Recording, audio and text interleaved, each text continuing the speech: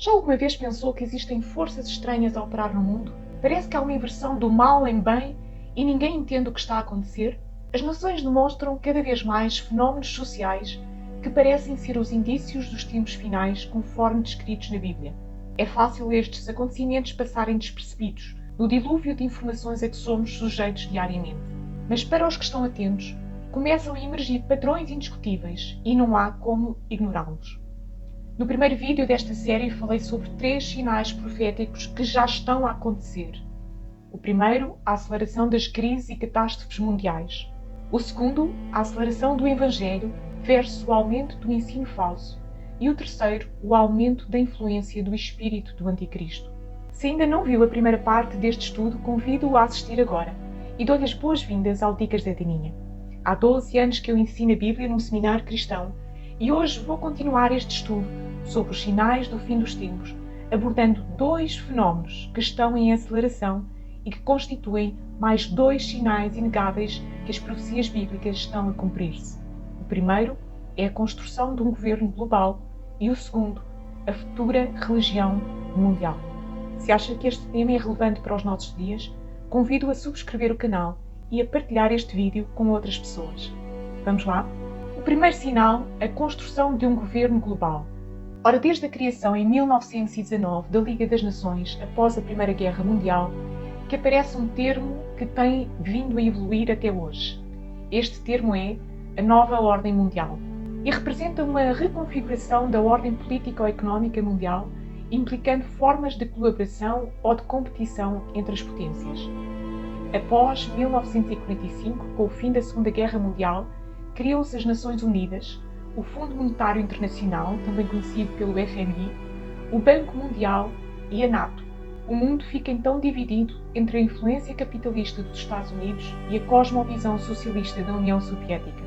Após 1991, com o fim da URSS, a ordem mundial torna-se unipolar, com a hegemonia dos Estados Unidos. Mas nos dias atuais, com a revolução tecnológica e a emergência do BRICS, composto pelo Brasil, Rússia, Índia, China e África do Sul, e a crescente das tensões entre o mundo ocidental e o mundo islâmico, vemos novas vozes a clamar por uma governança global melhorada. Uma dessas vozes foi o presidente da Ucrânia, a quando da invasão da Rússia, que de imediato pediu pela nova ordem mundial a defender o seu país de uma agressão externa. Mas existem outros exemplos de vozes. O primeiro é o secretário-geral das Nações Unidas, António Guterres. O secretário da ONU tem sido um forte defensor de um governo global mais eficaz e cooperativo. Ele propôs uma série de reformas para a ONU, visando tornar a instituição mais relevante e responsiva às crises mundiais atuais. Guterres acredita que problemas como a mudança climática, a segurança cibernética e as pandemias precisam de soluções globais coordenadas e tem defendido a criação de novos mecanismos internacionais para enfrentar estes desafios. Uma segunda voz muito ativa é Emmanuel Macron, o presidente da França. O presidente da França também defende uma ordem global mais integrada e colaborativa, especialmente em questões climáticas e económicas. Macron é um dos principais apoiadores da União Europeia como modelo de integração e de cooperação internacional e frequentemente sugere que um modelo similar de governança compartilhada e regulada poderia ser aplicado em outras áreas globais. Ele apoia a ideia de uma governança global mais robusta e multilateral, com instituições fortes e uma maior cooperação entre as nações para questões como a defesa ambiental, a saúde pública e a segurança. E claro, não poderíamos deixar de falar de Xi Jinping, o presidente da China. Embora Xi Jinping não defenda abertamente um governo mundial, a China promove um modelo de governança global que seja mais equilibrado e menos centrado nas potências ocidentais. Através da iniciativa da Nova Rota da Seda e do Banco Asiático do Investimento e Infraestrutura, a China tenta construir uma rede de influência global que se configura como uma estrutura de cooperação internacional, mas com forte controle centralizado. Xi Jinping sugere uma ordem global multipolar, onde as potências compartilham responsabilidades globais, mas sob novos moldes e fora da hegemonia exclusiva americana ou europeia. Além destas figuras, o Fórum Económico Mundial advoga uma grande reinicialização, Great Reset, que reconfigura a economia e a governança global para torná-las mais sustentáveis e inclusivas. E muitos governantes da União Europeia defendem um modelo de governação partilhada como um exemplo de como o governo global pode evoluir. O que é que a Bíblia diz acerca do governo global? Embora esta expressão não apareça especificamente na Bíblia, a formação de um governo mundial tem referências visíveis nas profecias bíblicas. Estas maquetes governativas podem ser vistas como preâmbulos de unificação do mundo, sob uma liderança centralizada, alinhando-se com a visão apocalíptica de um império que terá poder absoluto e mundial como nunca existiu. Tanto no Velho como no Novo Testamento, as profecias bíblicas revelam diferentes momentos dos tempos do fim. Joel, Sofonias e Zacarias falam do dia do Senhor, que envolverá tribulação e julgamento sobre as nações. Ezequiel descreve a guerra de Gog contra Israel, nos capítulos 38 e 39, como um dos momentos do fim. E Isaías menciona o rei da Babilónia no capítulo 14, com um duplo significado histórico, que abrange não só a Babilónia histórica, mas também um futuro imperador ou governante mundial. Mas são sobretudo o profeta Daniel e o apóstolo João que escrevem sobre um futuro próximo, em que surgirá um líder mundial chamado Anticristo ou a Besta, que governará a humanidade com tirania em total rebeldia contra Deus. Para que esse líder chegue ao poder, terão de acontecer mudanças na sociedade que aceitem o mal como bem e a mentira como a verdade. E é exatamente isso que já estamos a assistir nos nossos dias. Mas voltemos aqui às profecias bíblicas. Concretamente, nos capítulos 2 e 7, Daniel fala de 4 impérios mundiais que mostram a evolução do governo humano através de 4 grandes domínios. No capítulo 2, através do sonho da estátua de Nabucodonosor, nós lemos: a cabeça da estátua era de ouro fino, o peito e os braços de prata, o ventre e o quadril de bronze, as pernas de ferro e os pés em parte ferro, em parte barro. Tu és a cabeça de ouro. Depois de ti se levantará outro reino, inferior ao teu, e um terceiro reino de bronze, o qual terá domínio sobre toda a terra. E haverá um quarto reino, forte como o ferro, pois o ferro esmigalha e quebra tudo. Assim como o ferro quebra todas as coisas, ele quebrará e destruirá. No capítulo 7, no seu próprio sonho, o sonho dos 4 animais, Daniel vê 4 criaturas simbólicas que reforçam a interpretação do anterior sonho do rei Nabucodonosor. O primeiro animal é um leão com asas de águia, representando o Império Babilônico. O segundo é um urso com 3 costelas entre os dentes, representando o Império Medo-Persa. O terceiro, um leopardo com 4 cabeças e 4 asas, representando o Império Grego e a sua divisão pelos 4 generais de Alexandre o Grande após a sua morte. E o quarto é um último animal diferente de qualquer animal que exista. Tem grandes dentes de ferro e 10 chifres, representando o Império Romano e as posteriores nações europeias. Enquanto eu observava os chifres, vi que entre eles subiu outro chifre pequeno, diante do qual 3 dos primeiros chifres foram arrancados. E vi que havia olhos nesse chifre, como os de homem, e uma boca que falava com arrogância. A seguir, nos capítulos 8 e 11, Daniel descreve este rei insolente que desafiará Deus e prosperará até que seja destruído sobrenaturalmente. Mas, no fim do reinado deles, quando os transgressores tiverem chegado ao extremo, um rei de aparência feroz e que se discerne enigmas se levantará. Ele terá grande poder, mas não de si mesmo. Destruirá terrivelmente. Prosperará, fará o que desejar e destruirá os poderosos e o povo santo. Fará o engano prosperar sobre a sua mão com subtileza. Se engrandecerá e destruirá muitos que vivem em segurança. E se levantará contra o príncipe dos príncipes, mas será quebrado sem intervenção de mão humana. Na visão das 70 semanas, no capítulo 9, fica claro que Daniel está a ter a revelação de eventos futuros e que Israel está no centro de tudo. Eventos esses que ainda não aconteceram. O que a maioria das pessoas não sabe é que, efetivamente, Israel marca o relógio de Deus na Terra. E a visão das 70 semanas diz: 70 semanas estão determinadas para o seu povo e para a sua santa cidade, para acabar com a transgressão, para dar fim aos pecados, para expiar a iniquidade, para trazer a justiça eterna, para selar a visão e a profecia e para ungir o santo dos santos. Até ao fim haverá guerra, e desolações foram determinadas. Ele fará firme aliança com muitos, por 1 semana, significando 7 anos. Na metade da semana, ou seja, 3 anos e meio, fará cessar o sacrifício e a oferta de cereais, referindo-se ao templo judeu futuro. Sobre a asa das abominações virá aquele que causa desolação, até que a destruição que está determinada seja derramada sobre ele. Em Mateus 24,15, o próprio Jesus fez alusão à metade dos 7 anos do reinado do Anticristo, quando ele colocasse no templo de Jerusalém, ao fim de 3 anos e meio, uma abominação para a adoração a si mesmo. Quando, pois, vocês virem, situado no lugar santo, o abominável da desolação de que falou o profeta Daniel, quem lê entenda, então os que estiverem na Judeia fujam para os montes. Mais tarde, o apóstolo Paulo referia este mesmo episódio em 2 Tessalonicenses 2, 3 e 4.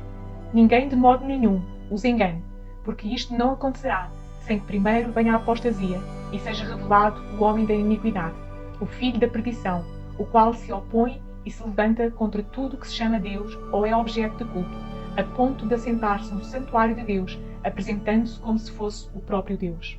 Então, na interpretação destas 6 passagens, nós conseguimos perceber que a Terra está a caminhar para um tempo futuro em que se levantará um líder que terá um governo mundial globalizado. Quando o apóstolo João recebe a revelação na ilha de Patmos, ele refere o anticristo como a besta que sobe do mar. Ora, mar, na simbologia bíblica, significa humanidade. Portanto, esta besta é um homem poderoso que domina sobre todos. Ele é um vilão que receberá o poder do próprio Satanás e ele perseguirá todos aqueles que se lhe opuserem. O dragão, referindo-se a Satanás, deu-lhe o seu poder, o seu trono e grande autoridade.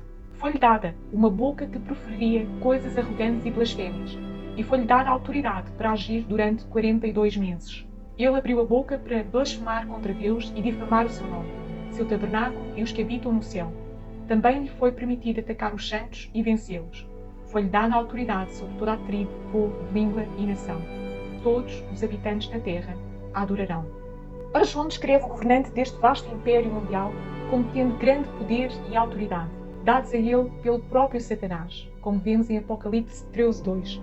Ele recebe a adoração de toda a terra, Apocalipse 13:3 e 4, e tem autoridade sobre cada tribo, povo, língua e nação, Apocalipse 13:7. Desta descrição, é lógico supor que esta pessoa seja o líder de um governo mundial, que é reconhecido como soberano sobre todos os outros governos. É difícil imaginar como tais governos tão diversos que estão no poder hoje se subjugariam voluntariamente a um único governante. E há muitas teorias sobre o assunto, mas uma possibilidade é que os desastres e pragas descritos no livro de Apocalipse, como os julgamentos dos 7 selos e 7 trombetas, nos capítulos 6 a 11, serão tão devastadores e criarão uma tal crise global, tão monumental, que as pessoas seguirão quem prometer alívio. Mas uma vez entrincheirado no poder, a besta que sobe do mar, o anticristo, e por trás dele Satanás, mover-se-ão para estabelecer o controle absoluto sobre todos os povos da terra. O seu verdadeiro fim é receber a adoração que Satanás tem buscado desde que foi expulso dos céus, como nos diz Isaías 14:12-14. Veja como você caiu do céu, ó estrela da manhã, filho da alva. Veja como você foi lançado por terra, você que debilitava as nações.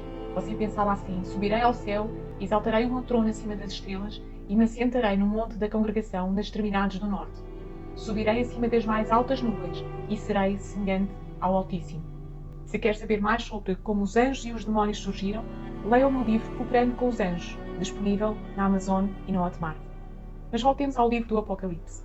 Uma maneira de Satanás conseguir o controle global da humanidade e a sua adoração é controlando todo o comércio. E é aqui que entra a ideia de uma moeda mundial única. Apocalipse 13:16 e 17 descreve algum tipo de marca satânica que será necessária para comprar e vender. Essa marca irá chamar-se a marca da besta. E qualquer pessoa que a recuse será incapaz de comprar alimentos, roupas ou outras necessidades básicas. Sem dúvida, a grande maioria das pessoas no mundo receberá a marca da besta simplesmente para sobreviver. O versículo 16 deixa claro que este será um sistema universal no qual todos, ricos ou pobres, grandes ou pequenos, terão a marca na mão e na testa. E há muita especulação sobre exatamente o que será esta marca, como ela será fixada. Mas as tecnologias que podem realizar isto facilmente já existem. E com o aumento da dependência da tecnologia na vida cotidiana, cada vez mais corremos para este sinal do fim dos tempos, como eu abordei no primeiro vídeo. Mas em relação à futura religião mundial, outro sinal importante mencionado nas profecias bíblicas é a criação de uma religião mundial. Já existem evidências que estamos a caminhar para lá. Em 1948 foi fundado em Amsterdão o Conselho Mundial de Igrejas, uma organização ecuménica internacional que promove a união e o diálogo entre as igrejas cristãs, tais como igrejas ortodoxas, anglicanas, luteranas, reformadas, metodistas e várias outras denominações protestantes. A missão principal do CMI é promover a unidade em questões sociais, económicas, políticas e ambientais, promovendo uma visão de unidade na diversidade. Onde é que já ouviu esta expressão? Mas ainda há mais. Em 1962-65, o Concílio Vaticano II da Igreja Católica promoveu uma nova abertura ao diálogo com outras religiões e reconheceu elementos de verdade em várias religiões, como o judaísmo, o islamismo, o hinduísmo e o budismo. Parece estranho, não é? Que uma igreja dita cristã reconheça elementos de verdade em religiões que nada têm a ver com o cristianismo, como é o caso do Islão, do hinduísmo e do budismo. Em 1993, o segundo Parlamento das Religiões do Mundo renovou o entendimento mútuo entre as religiões do mundo e estabeleceu o compromisso global para uma ética global. Em 2019, o Papa Francisco e o grande imã de Al-Azhar, Ahmed El-Tayeb, assinaram em Abu Dhabi o documento sobre a fraternidade humana, declarando que todas as religiões devem se unir em favor da paz, da dignidade e da convivência. Mais recentemente, a 9 de fevereiro de 2023, o Sino-Geral da Igreja Anglicana de Inglaterra admitiu e aceitou permitir abençoar casais do mesmo sexo. E no mesmo ano, a 18 de dezembro de 2023, o Papa Francisco, da Igreja Católica Romana, aceitou abençoar casais gay. Embora ambas as igrejas afirmem que fazem ainda a distinção entre dar uma bênção e o sacramento do matrimónio, este é um precedente nunca antes visto em duas grandes denominações cristãs. Foi aberto por uma mera ambição de aceitação social da ideologia woke e é um sinal indiscutível que o espírito do anticristo não só está no mundo, mas está a entrar nas organizações religiosas. Ora, quando uma igreja se afasta da Bíblia só para estar na moda, tal é um grande indício que não é Deus que está à frente dos desígnios dessa comunidade, mas é sim o pai da mentira, o enganador e o dragão. O que é que o dragão fará no fim dos tempos através do seu servo o anticristo? Lemos em Apocalipse 13, 3 e 4. Então toda a terra se maravilhou e seguiu a besta, e todos adoraram o dragão, pois concedeu sua autoridade à besta, e adoraram a besta, dizendo: quem é semelhante à besta, quem poderá lutar contra ela? Os escândalos que assistimos nas igrejas católica, anglicana e em megas igrejas protestantes são todos indícios da apostasia e da corrupção final, tal como Paulo avisou Timóteo. Lembre disto, nos últimos dias haverá tempos difíceis, pois muitos serão egoístas, avarentos, orgulhosos, vaidosos, xingadores, ingratos, desobedientes aos pais e não terão respeito pela religião. Não terão amor pelos outros e serão duros, caluniadores, incapazes de se controlarem, violentos e inimigos do bem. Serão traidores, atrevidos, cheios de orgulho. Amarão mais os prazeres do que a Deus. Parecerão ser seguidores da nossa religião, mas com as suas ações negarão o verdadeiro poder dela. Fique longe dessa gente. Cada vez mais pessoas desdenharão de quem prega a verdade bíblica e procurarão falsos mestres que lhes digam exatamente aquilo que elas querem ouvir. E essas pessoas são enganadas desde já por um espírito de engano e, no final, pelo espírito do anticristo. Pois chegará o tempo em que não suportarão a sã doutrina. Ao contrário, segundo os seus próprios desejos, juntarão para si mesmos mestres que lhes digam o que os seus ouvidos, coçando, desejam ouvir. A autoridade do anticristo será apoiada por uma outra figura, o falso profeta, chamado pelo apóstolo João da besta que sobe da terra. O que é a terra? Embora muitas vezes na Bíblia a palavra terra seja usada para se referir à Palestina, João parece empregar o termo no sentido de mundo ímpio, ou seja, aqueles que não creem em Deus ou que são falsos crentes. Vi surgir da terra outra besta, com 2 chifres semelhantes aos de um cordeiro, e ela falava como um dragão. Também exercia toda a autoridade da primeira besta na sua presença, e fazia que a terra e seus habitantes adorassem a primeira besta, cuja ferida mortal havia sido curada. Ela realizava grandes sinais à vista dos homens, de maneira que fazia até descer fogo do céu para a terra, e por meio dos sinais que lhe fora permitido fazer na presença da besta, enganava os habitantes da terra e lhes dizia que fizessem uma imagem à besta, que havia sido ferida pela espada e sobrevivera.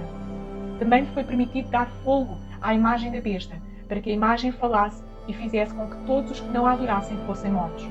Ela obrigou a todos, pequenos e grandes, ricos e pobres, livres e escravos, a colocarem um sinal na mão direita ou na testa, para que ninguém pudesse comprar ou vender se não tivesse o sinal, ou seja, o nome da besta ou o número do seu nome. Aqui existe sabedoria. Quem tiver entendimento, calcula o número da besta, pois é o número de homem. Seu número é 666. O número 6 da Bíblia refere-se ao número da humanidade, porque o ser humano foi criado macho e fêmea no 6º dia da criação. A trindade satânica do dragão, que é Satanás, do anticristo e do falso profeta, imitarão a trindade divina de Deus Pai, Deus Filho e o Espírito Santo, para subverter a fé de milhões e arrastá-los para o lago de fogo e enxofre, o destino eterno da condenação. Como está escrito, e se alguém não foi achado inscrito no livro da vida, esse foi lançado no lago de fogo. Não sabemos quando todas estas coisas acontecerão. Apenas nos podemos guiar que todas as profecias bíblicas já se cumpriram, servem de aviso para os povos.